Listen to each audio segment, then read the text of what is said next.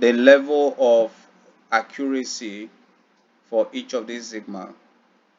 Okay, sigma 1, 68.26%. So just take note of it for the purpose of exam. Okay, so we've explained what quality management plan means and the quality metrics. That will be for your personal consumption. Then also, let's look at the second process, which is manage quality.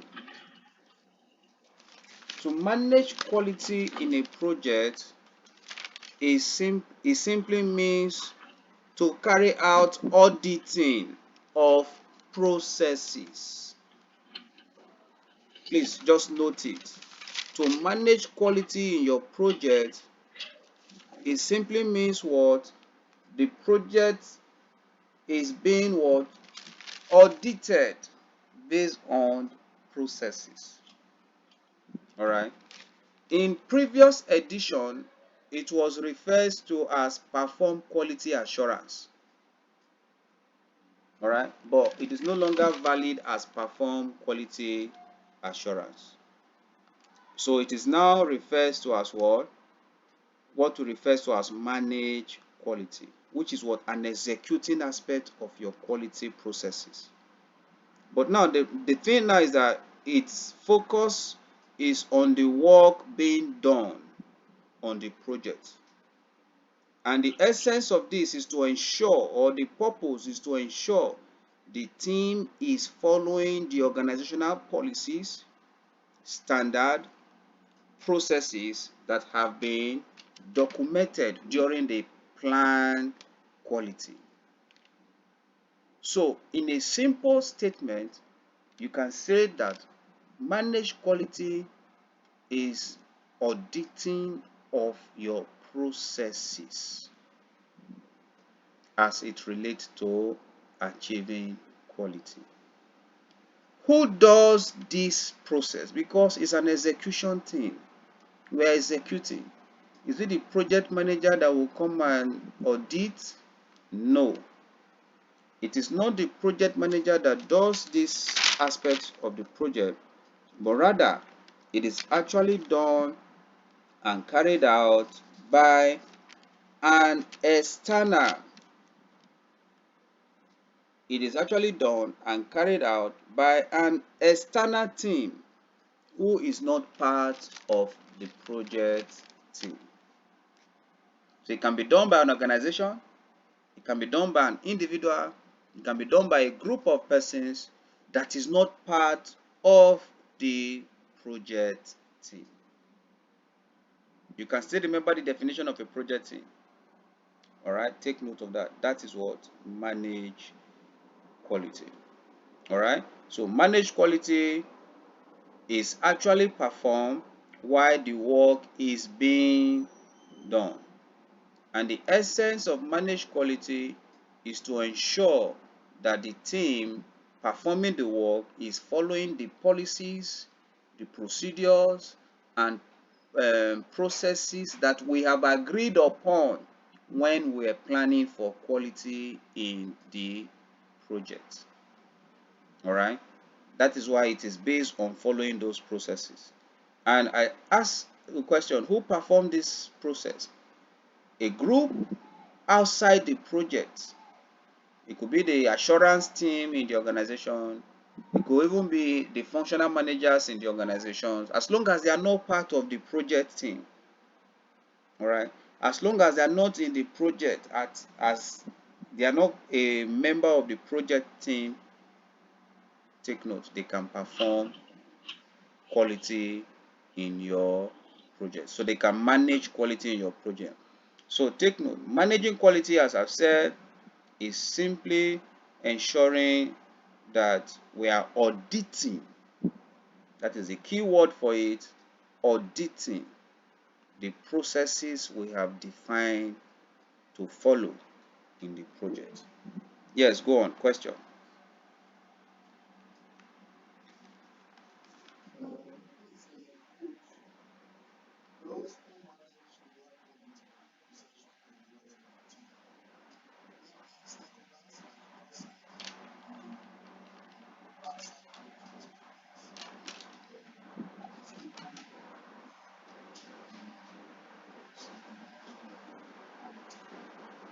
Exactly. Exactly.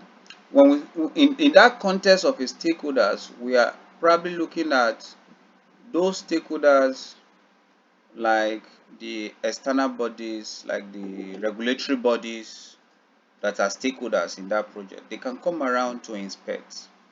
They can come around to update.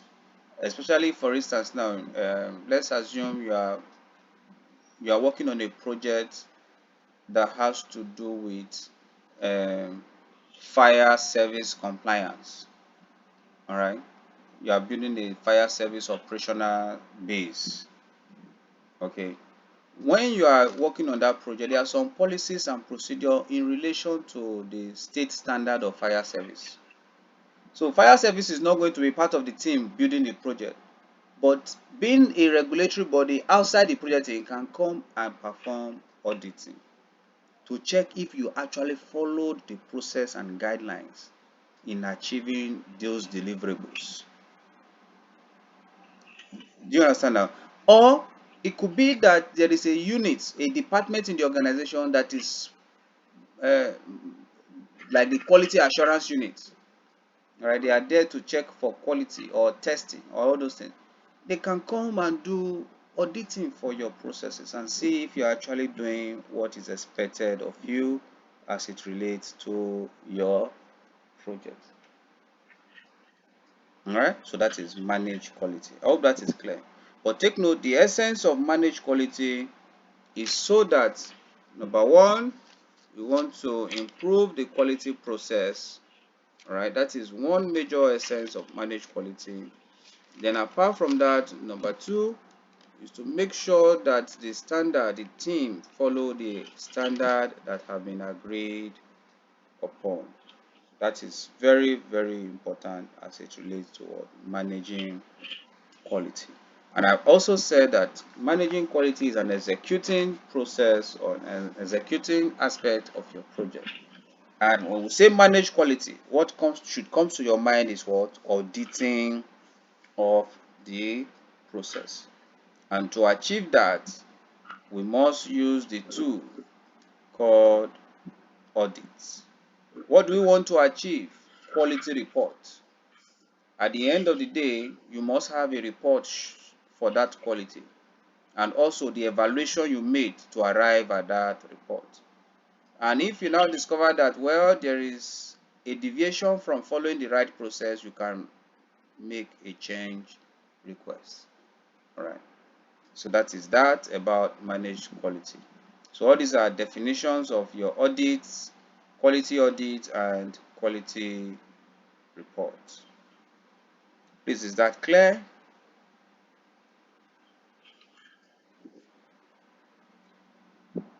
Then when quality have been managed by external body or a group outside the project team, the next process is what? Control quality. Control quality is that process of monitoring our quality. And that process of monitoring our quality is actually assessing the performance of our quality so far in the project. So, control quality is the process of ensuring that certain level of quality in a deliverables or results or services are achieved. That is what control quality. And also just note for the purpose of exam, to control simply means to measure. To control simply means to measure.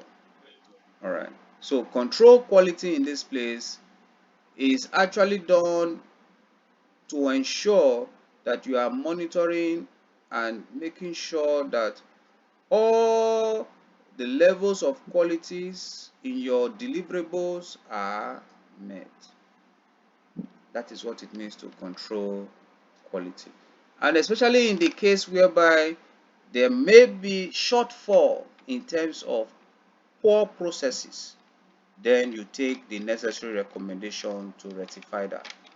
Or you can also streamline a process when you discover that it produces a low level deliverable that would make the customer not to be satisfied. You can take your probably any recommended change processes either to perform your corrective, defect repair, or preventive actions. Now, when you control quality, at this point, you are actually checking the deliverables, the work that has been done, if it actually met the specification given by the stakeholders. All right, that is control quality. But in the case of managed quality, you are strictly focusing on auditing and checking the processes. If the process that has been followed is in line with the agreed defined processes during your planning stage of your quality.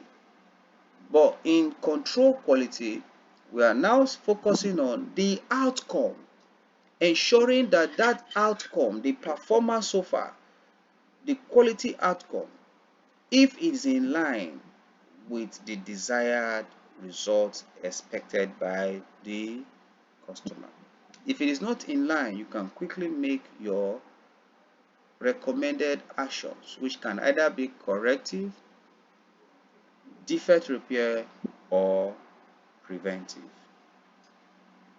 I hope that is clear, please. So the major tools for control quality is inspection. And what do you want to achieve when you carry out inspection? You arrive at your quality control measures and you have a verified deliverables. At least at this point, you can be very sure that that result, that deliverables, that outcome is verified and it has met the customer specification. Or peradventure that there is a variance, you can get the work performance data and analyze it and discover the variance and take the necessary recommendation either to carry out a change request to correct those variance. So that is that about control quality. So in quality management, we have three major processes. We have the planned quality management so that we can achieve the quality management plan. We have the managed quality so that we can achieve the quality report and the test and evaluation documentation. Then we have the control quality so that we can have the verified deliverables. All right. Now, we've spoken about quality, but I want you to also know that there are some basic, or better still, 7 basic quality management tools. We've spoken about flowchart, all right, and we'll also talk about some as it relates to this context. And I also want you to take note of them because sometimes you can see it in your exams options. So when you see it in your exams option, you know that, oh, this is what this means and this is what that means. Now, the first one I would like us to talk about is the cause and effect diagram. Take note. The cause and effect diagram is also referred to as the fishbone diagram, as you can see on the screen. It looks like the fish bone. Alright, is the fishbone diagram. It can also be referred to as the Ishikawa diagram. That's a Japanese word. Ishikawa diagram. And it can also be referred to as the YY diagram. So what is the concept behind the cause and effect diagram? What does it mean?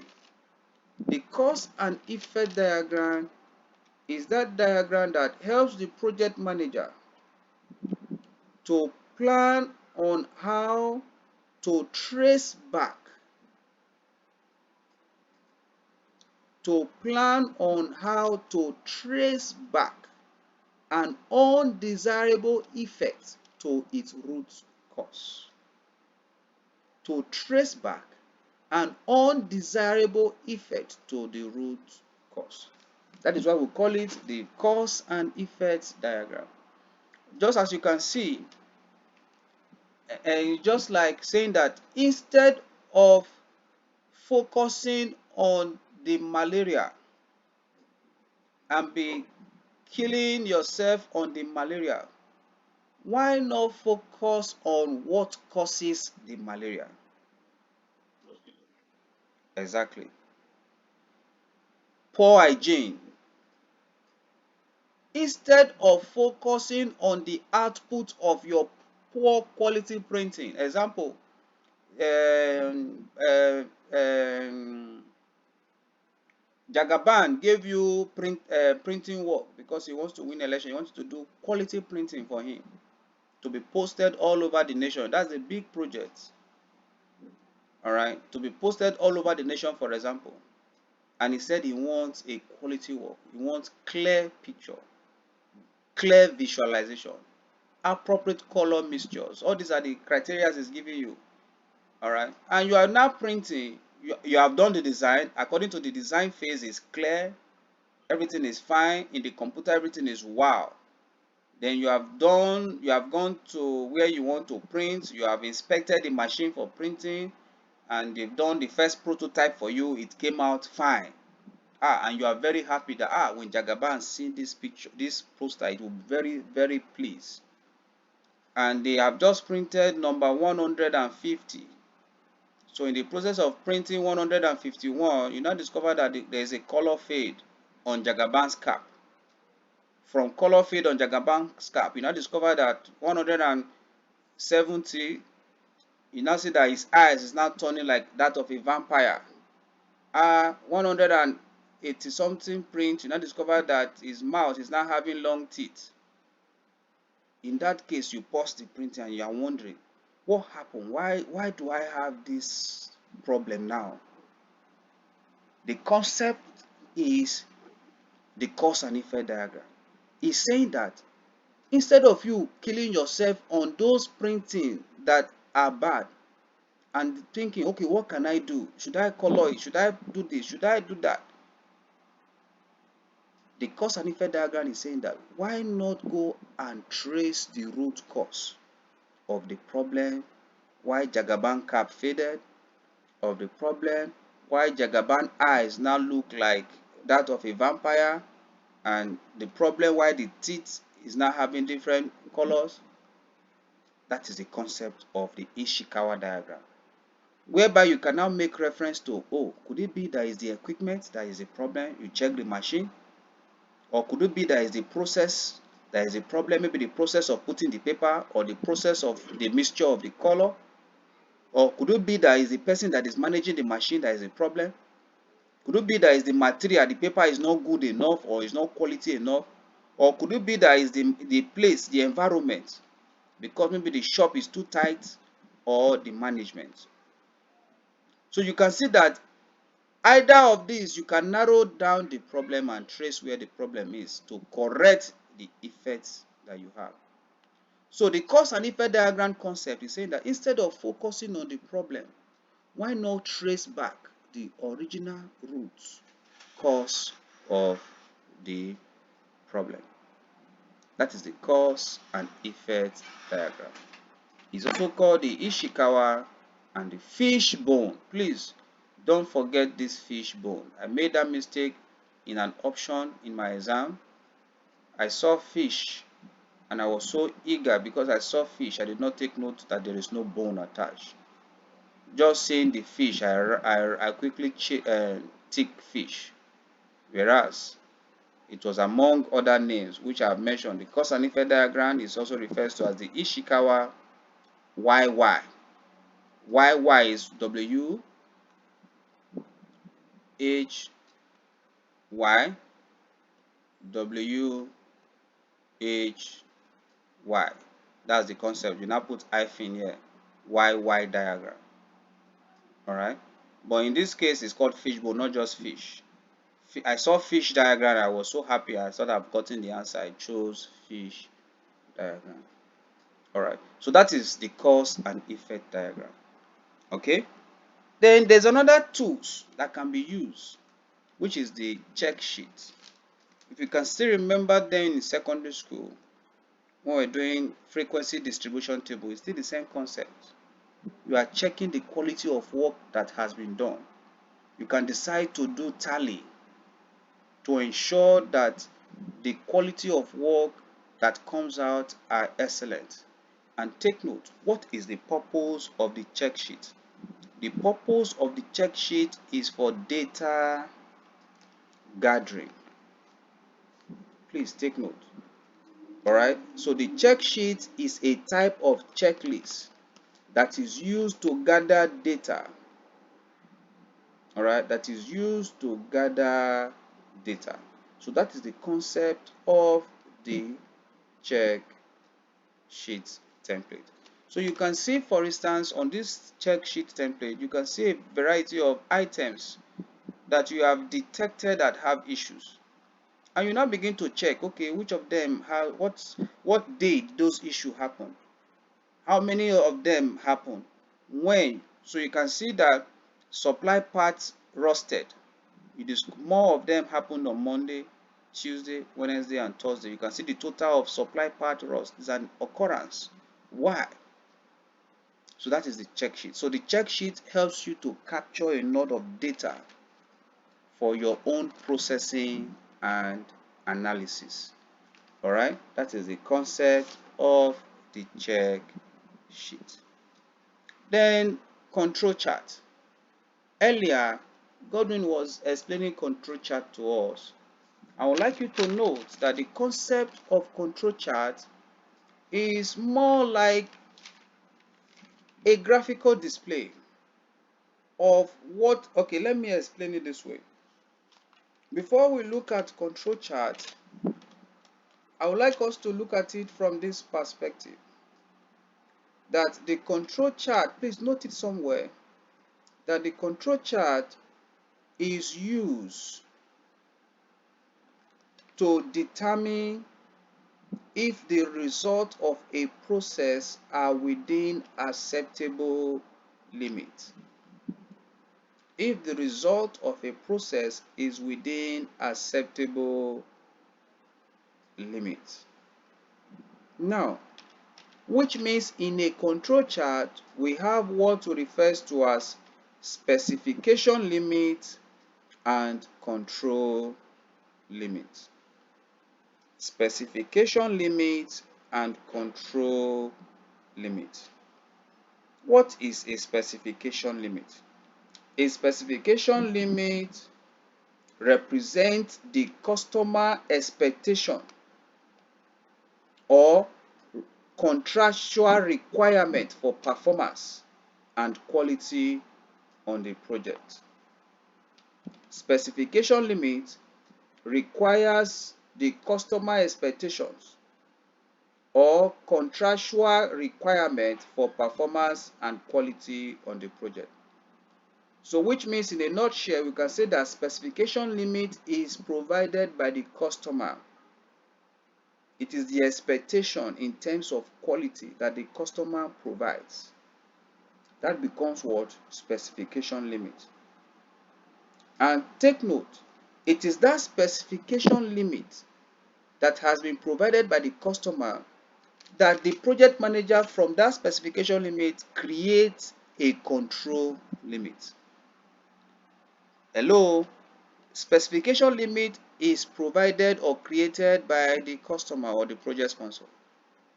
But the control limit is now provided or created by who? The project manager.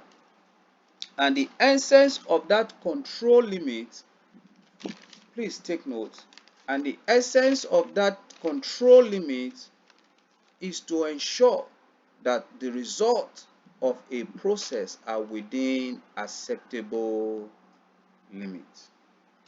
Okay? The withdrawal of a process is within acceptable limits. That is to say, is in control. All right. But if it is not within acceptable limit, we refer to it as what? Out of control. But if it is within an acceptable limit, it becomes in control. So if there are any actions required, then we can quickly take those actions. So in a control limit, that is why we call it control chart, because it is actually used to help control against any process, any deliverable going out of control. Example, let's look at what we have on the screen. You'll see this chart or this table on the screen. You see this place I have C. This is the control limit. It is actually created by the project manager. Then you see this place LCL is the lower control limit and the upper control limit. All right. So which means the project manager would have decided that whatever falls between the upper control limit and the lower control limit is within acceptable limits. Any processes or deliverables result that falls outside the upper control limit and the lower control limit is simply out of control. So if you look at this chart now, all these items within this upper and lower control limit are within the control of the project. Then those items here that are outside the upper and lower control limit, we refer to them as what? Out of control. Is that clear, please? Does that make sense?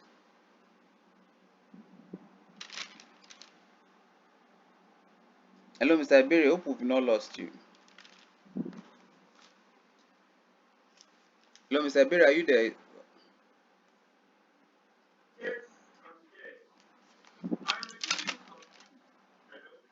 Yes, go on.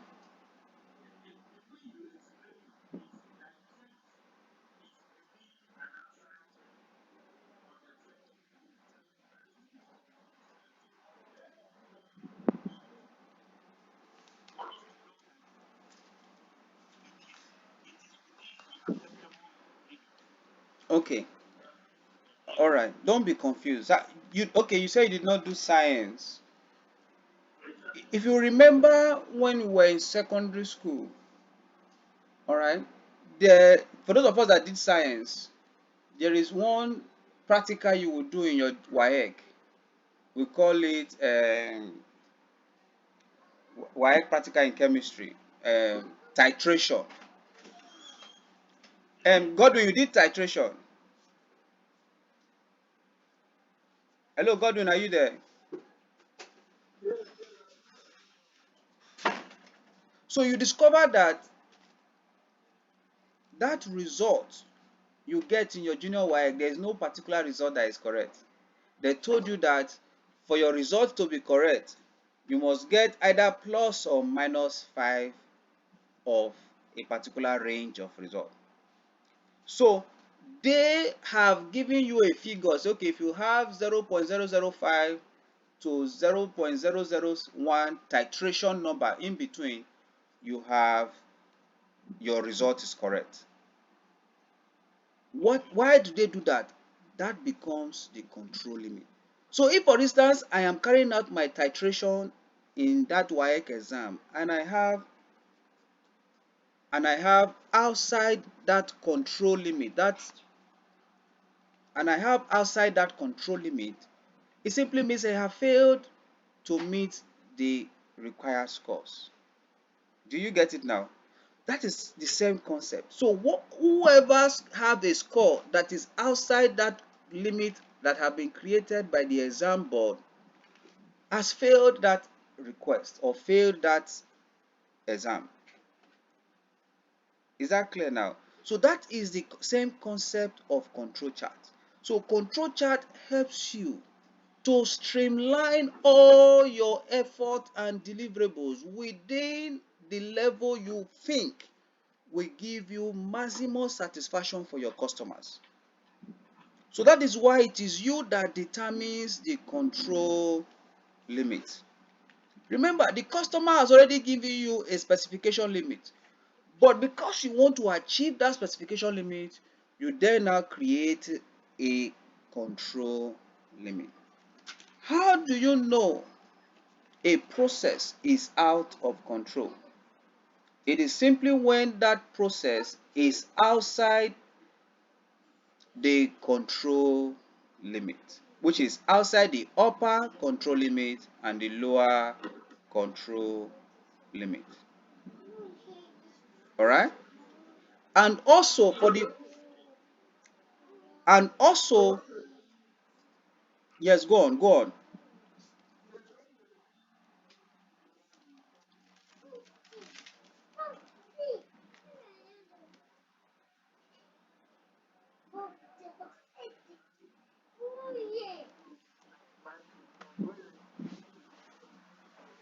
Yes.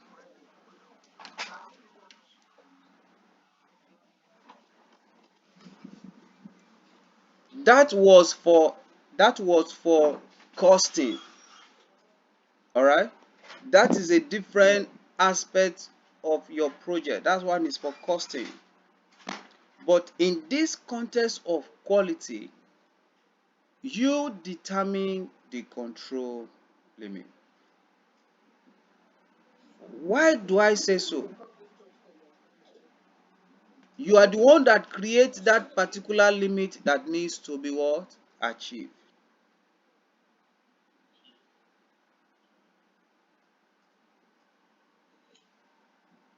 Yes, please ask me your question.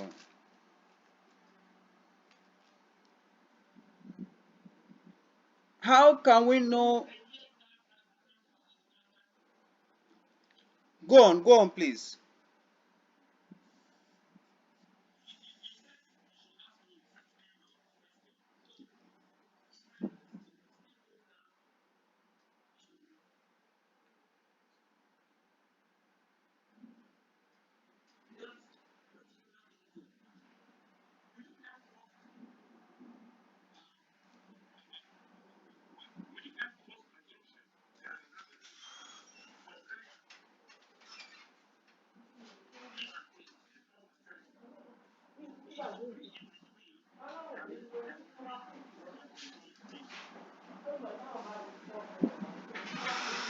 I didn't get you clearly. Please, can you come again?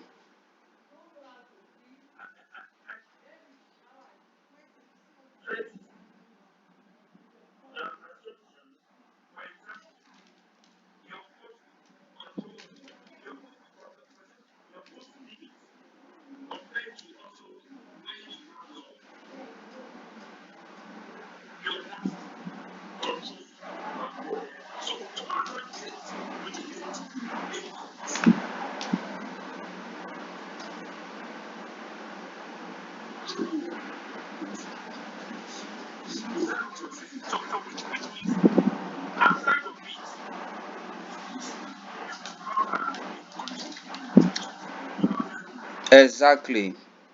Exactly. So if it falls here, it falls here. As long as it is within the lower control limit and the upper control limit, you are good to go. Is that clear now? At what point do we tell if a process is out of control? It is when it is outside the upper control limit and the lower control limit. Like all these ones I have marked here. All these ones shows that they are out of control. And because it has fallen outside, it gives you concern to find out, oh, why is this deliverable out of control? Why is it that this deliverable is out of control? You begin to find questions. You begin to check and make your necessary analysis to correct it. All right? That is one. But there is also what we refers to as rule of seven. Hello, can you hear me? There's what we refers to as rule of seven. The rule of seven is when there is a random data points.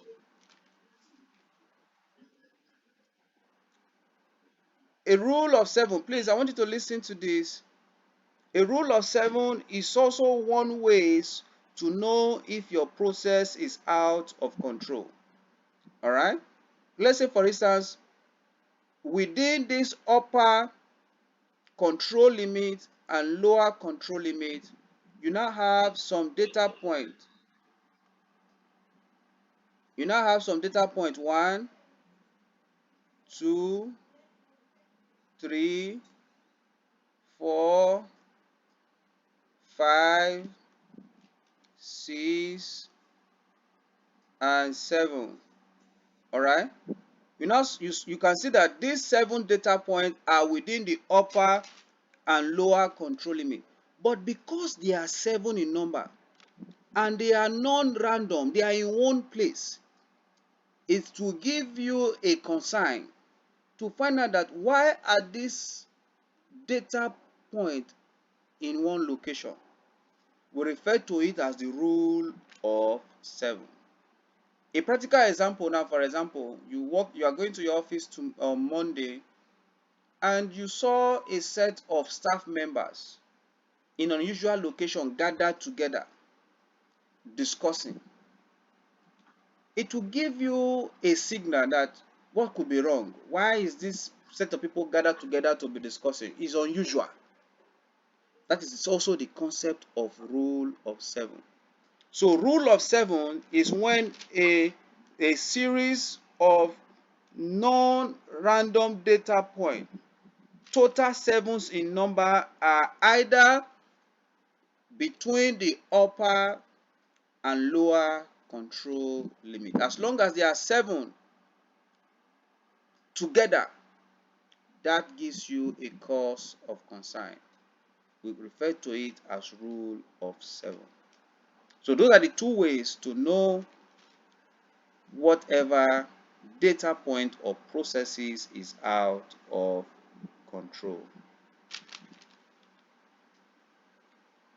Then we also have the histogram, which is a statistical and graphical representation of the distribution of data. So this is also one way to represent your data. So histogram is also used to represent data. All right, it takes advantage of what is happening at that particular moment. So histogram is not complex, it's very easy to use. So histogram display data in a form of bar or column, as you can see on the screen. All right, it helps to identify which problem are worth dealing with. You can see histogram represent data in no particular order with no reference to time. All right, so the only challenge of histogram is that it can't tell you the time to reference, or the time it happens, or the time you should begin to work on it. But it only makes you to see that, oh, I should focus more on this data that have the highest frequency that has occurred. Let me focus on this problem that have the highest frequency. That is the concept of histogram. Okay. Then we also have Pareto chart. Pareto chart in this context focus more on the order in which a problem occurred more frequently. That is the concept of the Pareto chart. And by knowing that order in which a problem occurred more frequently, you can easily identify the problem or the cause of the problem. So the Pareto chart, or what we also refers to as the 80-20 principle, the 80-20 principles, which says that 80% of problems are due to 20% of the root causes. That 80% of problems are due to 20% of the root causes. So the Pareto chart or the Pareto diagram is a type of bar chart that arranges the result from the most frequent to the least frequent, and it helps to identify which root cause are resulting in more problem. So that is why you can see on the screen, by definition, we say is ordered by the frequency of occurrence, showing the aspect of your project that have more problems for you to identify. Yes, go on.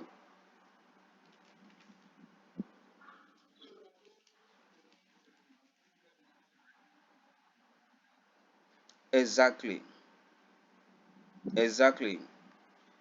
80% of the problem caused in Nigeria are caused by 20% of the populations of Nigeria, which are the politicians. That is it.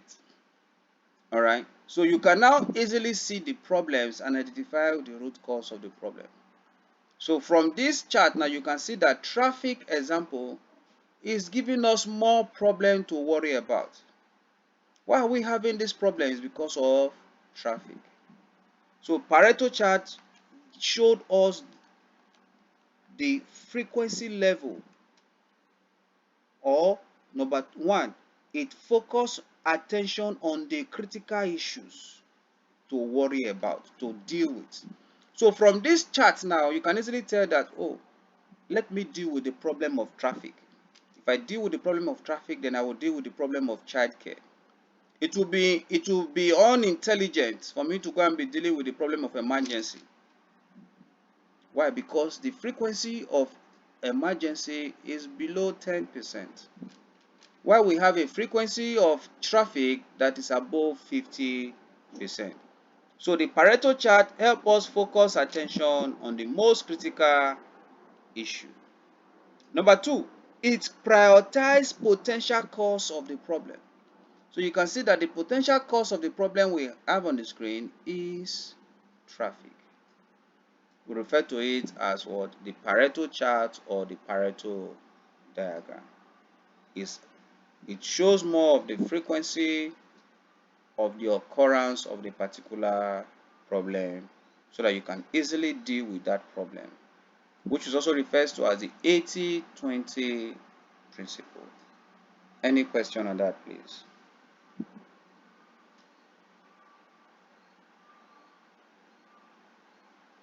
Any question, please?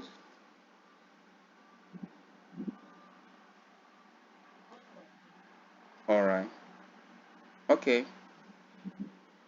So that's on the Pareto chart. Then finally,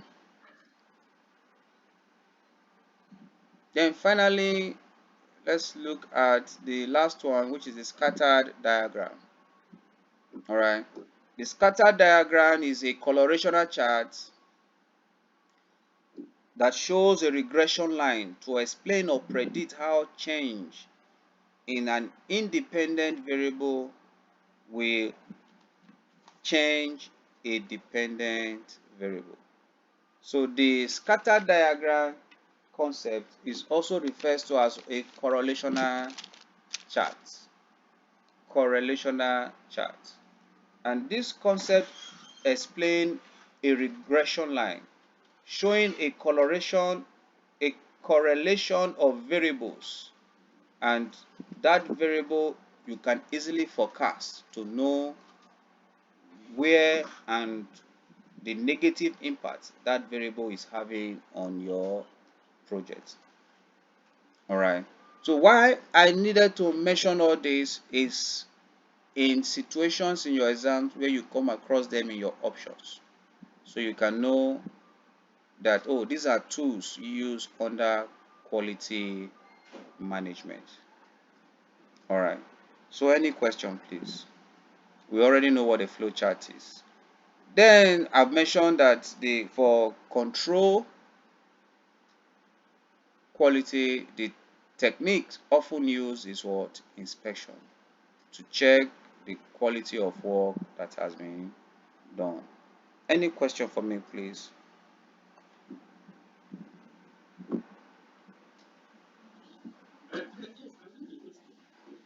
Yes, go on, please. Go on, I can.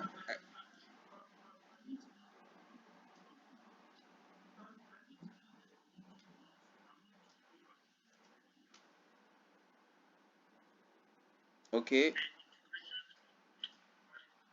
okay, go on.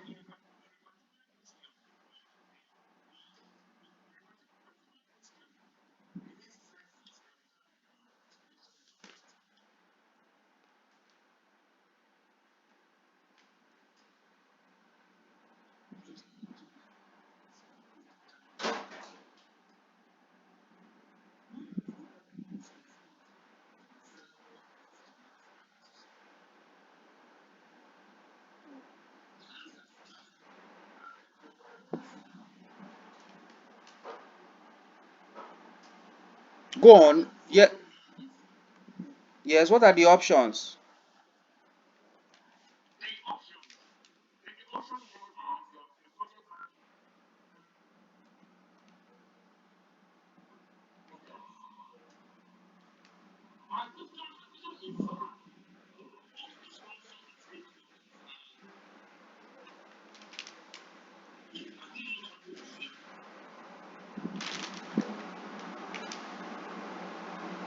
Both the sponsor and stake. eh,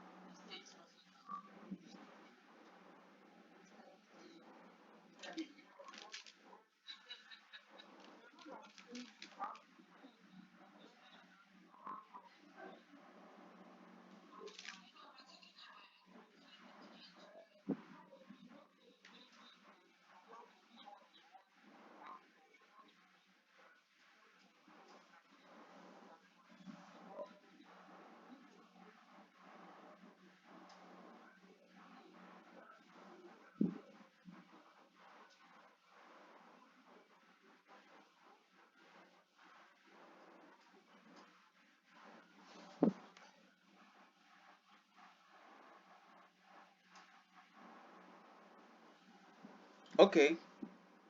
The question now, let's break it down. Mr. Bray, can you read the question?